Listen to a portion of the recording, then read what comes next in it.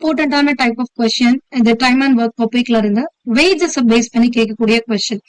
So ஏ ஒரு work 20 டேஸ்லயும் B அதே work 25 டேஸ்லயும் பண்ணாங்க அப்படின்னா ரெண்டு பேரும் சேர்ந்து அந்த ஒர்க் பண்றாங்க. பண்ணும்பொழுது அவங்களுக்கு வேஜஸ் 3600 கொடுக்குறாங்க. அதுல ஏக்கு எவ்வளவு ஷேர் கொடுக்குறாங்கன்னு கேக்குறாங்க. டைமை பொறுத்து நம்ம ஷேரை ஸ்ப்ளிட் பண்ணக்கூடாது, அவங்க எவ்வளவு ஒர்க் பண்ணாங்கிறத பொறுத்து, அதாவது எஃபிஷியன்சியை பேஸ் பண்ணி நீங்க ஷேரை ஸ்ப்ளிட் பண்ணும். அப்ப 20க்கும் 25க்கும் ரேஷியோ எடுத்தீங்கன்னா 4:5 ரேஷியோ அப்படின்னு வரும்.